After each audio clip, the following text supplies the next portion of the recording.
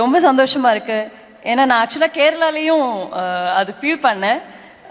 நார்மலாகவே ஒரு படம் வந்து இப்போ தமிழ் மொழியில் நாங்கள் எடுத்த படம் அதர் லாங்குவேஜஸ் ரிலீஸ் ஆகும்போது இங்கே என்ன ரிசீவிங் இருந்ததோ அதெல்லாமே இருந்தது.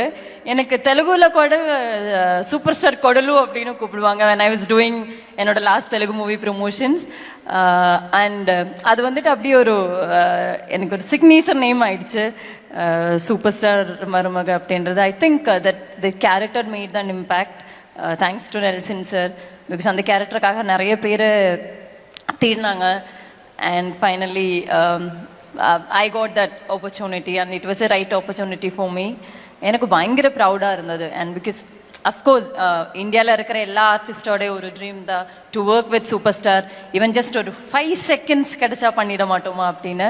And I go to work with him almost 45 days and with a brilliant